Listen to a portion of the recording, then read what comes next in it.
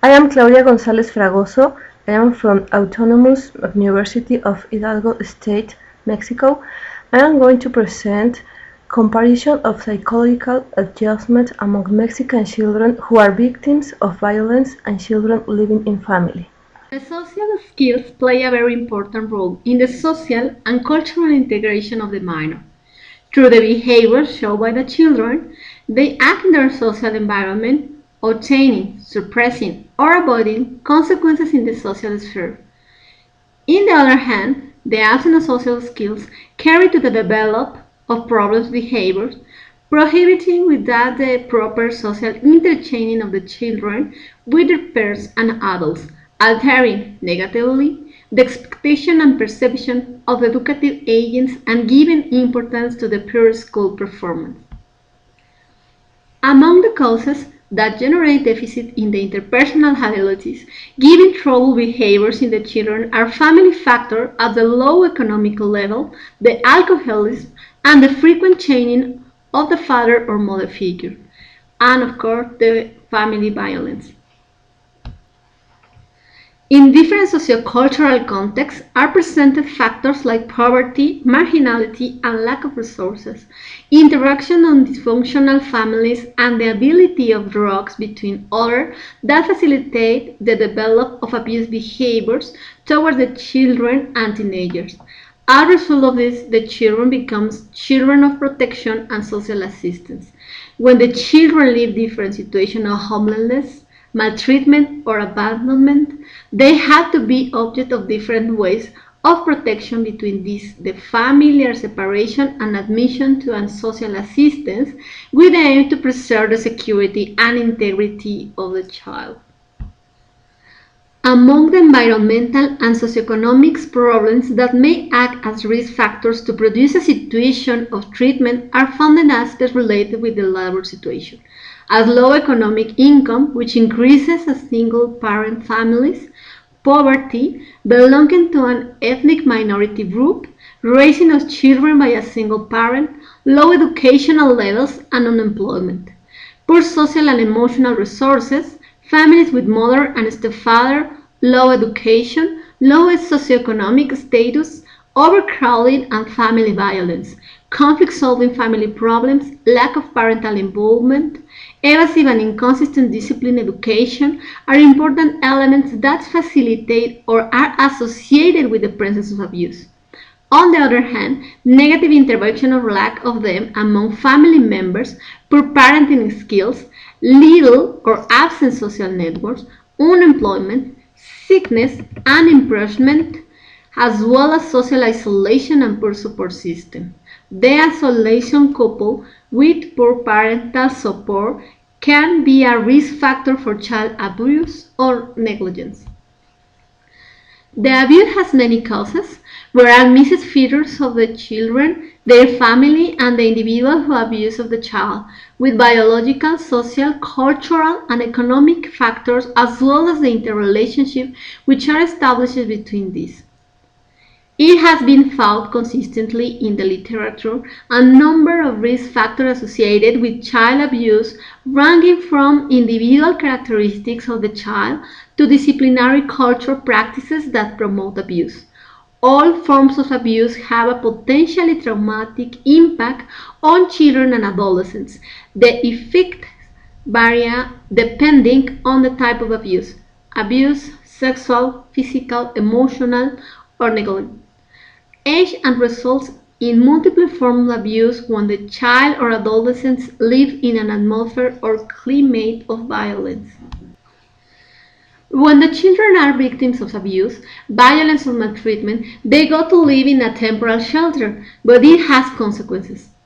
In different countries have been done various studies that reports children that have been risen in social assistance institutions as a result of abuse and maltreatment situations shows meaning delays in different areas of development, including healthy mental problems when they are compared with children that are risen in their own family. These investigations coincide with the life conditions in the orphanage that are characterized by a poor health care and an inadequate feeding, as well as limited opportunities for their language development and low cognitive stimulation. In the Mexican context, there are few researchers that show this problematic in children and teenagers under these conditions. Ulloa and Ampudia produced a study with the aim to identify family variables and emotional indicators through the observation and application of scales on children that was founded in a temporary shelter.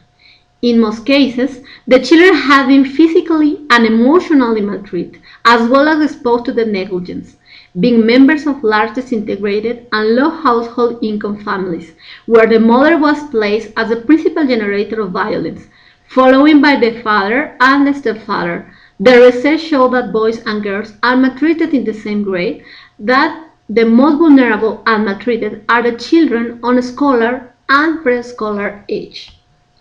Despite the dispose of the dates of the mentioned investigation, it is necessary to carry out researches more systematic, which provide information about the characteristics that are presented by the Mexican children that live in institutionalized situations, such as those that have been victims of violence, to obtain a profile more extended about the developed and physiological adjustment. It is of particular interest to observe variables like social skills, self-esteem, depression, and anxiety, due to the results that are reported in other countries. This is very important due to the lack of social competence is a feature in aggressive and delinquent children and teenagers. Bellman and Dussel found that as important components in the development of a criminal history, the socially inappropriate information process, the poor problem-solving skills, and the conflict relationship with their peers. Cook adds that deficits in the social skills are associated closely with emotional, depressive, and problems of social isolation. This as a whole is turned on a risk factor to suffer. To come with more information about the developed and psychological adjustment of the Mexican children that live on institutionalized situations or these that have been victims of the violence, the present exploratory study establishes as an objective to evaluate and compare the social skills, self-esteem, anxiety, and depression levels in two groups of children that are found in different life conditions. Those that live in a temporary shelter due to they are victims of maltreatment and those which live with their families. Now we are going with the part of the method. We had a sample of 60 children with age between 8 and 12 years and the average of it was of 9.4 years old. The total sample was composed by two groups. The first was of 30 maltreatment children that was founded in a temporary shelter with undefined legal situation, and 30 girls who live with their family. The type of sampling was a non-probabilistic one. The way through which assessed that sampling was with the helping of four scales. The first was the scale of assertive behavior for children, by the abbreviation in Spanish, CAPS. This scale was developed by Michelson and Good in 1982, but he used the Mexican adaptation made by Lara and Silva in 2002. The scale is composed by 27 items with 5 response options evaluating and 2 dimensions. The first assesses social skills such as empathy or giving and receiving compliments or complaints, and the second assesses expression of feelings, start conversation as well as make requests. The second scale that was used was the self-esteem inventory for children, which was adapted by Verduzco in 1992. This inventory is composed by 58 items related to their school, social, and personal performance. The third instrument was the Manifest Anxiety Scale for Children, further abbreviation in Spanish CUMAS, which was revised and designed by Reynolds and Richmond in 1997. This scale was composed by 37 items that explore physiological anxiety, restlessness or hypersensitivity, as the case may be, as well as social concern. The final and fourth instrument used in this investigation was the Child Depression Scale, by the abbreviation in Spanish CDC, which was developed by Lang and Tischer in 2003. This scale is composed by 68 Likert items and it's qualified with a range between 0 to 200 points. The scale has two subscales. The first measures total depressive and explore depressive symptoms, affective and social problems, as well as feeling of guilt. In order to interpret the score, we have to know that a higher score represents higher depressive symptoms. Now, the second dimension of this scale is the total positive, which explores what aspects of their life pleasing to the child. It is important to mention that this scale is inverse. This means that lower scores indicate absence of elements of pleasure and fun in the child. Well, first it was explained to the appropriate authorities the purpose of this study and the confidentiality of the data to obtain. When we also asked for their informed consent, after obtaining the consent of authorities, parents, children's caregivers, and their own children, we explained to the children that they aren't obligated to do it, as well as the way to carry out the application of the instruments, and under the slogan that at any time moment they could suspend their participation in the study. It is important to say that in each group of children was started the application with instructions to answer throughout the self-reporting. We scored the instruments and capturable results in a database created with the Statistics Program for Social Sciences, incorporating the values obtained in each instrument applied. We obtained the individual scores and group average of the participants in the following instruments. On the other hand, to perform descriptive statistical analysis of data, we obtained the average scores, and to the comparison of the statistical average was applied a t-studied. Down below, we have the first results of our two types of sampling. This graphic can show us the average scores obtained on the test, which assess patterns of social skills not only with abused children, but also with children living with their family. In the instrument, each answer is qualified with a value of 0 to 5 points. The scores are distributed on the following way. From 27 to 42 points can be considered as assertive behavior. From 43 to 50 points, it is considered as a pattern of passive behavior. It is important to underline so far that any group was localized in one of these categories. On the contrary, the two groups had a higher mean score at 80, being located in an aggressive pattern, which embraces a score between 51 to 135 points. This means that our sampling has few skills to interact positively with others. However, it is observed that children who live with their family are closer to a style of assertive behavior.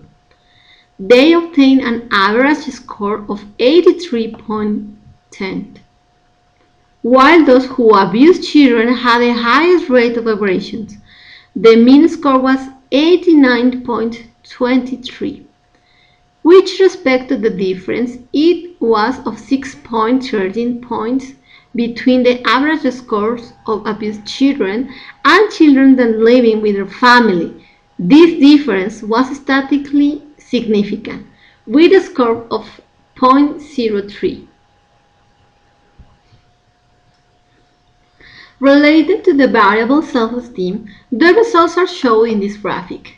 The group of abused children obtained an average of 59.92 score, that means a normal range, while the children who live in family obtained the highest score in the self-esteem variable. It is important to say that wasn't found statistically significant differences between these groups. Now, I'm going to present the figure number 3 with respect to the variable anxiety of each group. In this graphic, we can observe that maltreatment children had a major score on anxiety, 19 points, respect to the children living in family. This means that this group has high levels of anxiety, from 30 to 28 points, and higher levels in the scale, while the other group, not abused children, had a mean score of 13. However, despite of this factor, the difference was statistically significant when it was compared both groups. The difference was of 6 points. Now, I'm going to explain the last figure, graphic number 4. We show us the results of the sampling with respect to the variable depression. In the subscale of the scale total depressive, it found that maltreated children had an average score of 153 against the children living in family who obtained the lowest average with a score of 127 points. It's important to mention that there were significant statistical differences when it were compared both subsampling, a difference of 26.15 points. With respect to the total positive subscale, the children who live in family present more joy elements or ability to experiment. That is corroborated with their average that was of 65 points, 8 against the abused children's score that was of 62 points, 23. It's important to mention that no statistically significant differences between abused children and those living in families were found. To finalize, to expose the results of this investigation, here comes our text again. I'm going to present the conclusions obtained of this research. In the case of abused children who are in a temporary shelter, the psychological adjustment levels can be considered deficient. With respect to social skills, show a pattern of assertiveness away. His style was characterized by relative responses of aggression, difficulty initiating and maintaining social contacts, and few skills to interact with others in a positive way.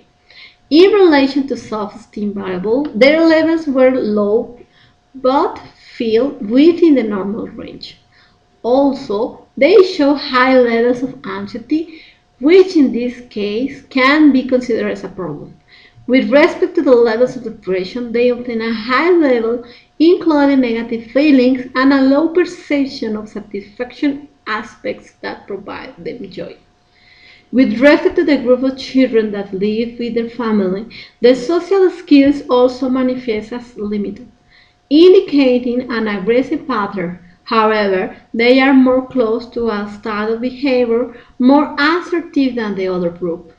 The scales of self-esteem, anxiety, and depression indicate normal levels in the adjustment psychological variable.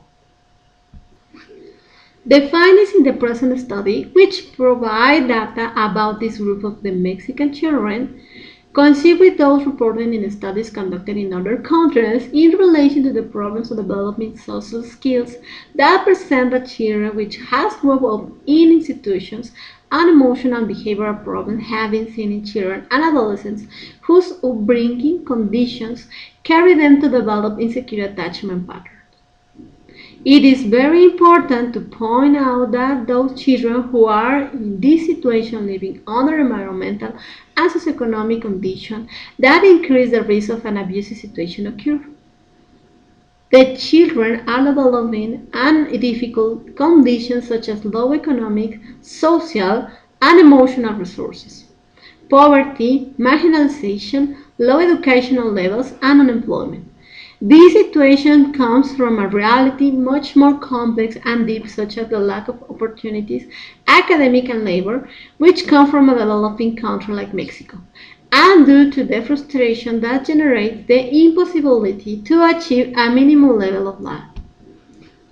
Therefore, many of these child victims of violence are within a circle which is difficult to escape. Not only do not have opportunities, but also develop resources or skill, or have a framework to allow them an adequate development. Quite the contrary, continue replicating not only the same pattern of use, at the same time their own children grow up within the same circumstances where they live in. Its priority in countries like Mexico create programs that allows not only the economic and social development, but also to promote the development of opportunities to break the violent cycle which these children are victims. For my part has been all. Thank you for your attention and have a good day.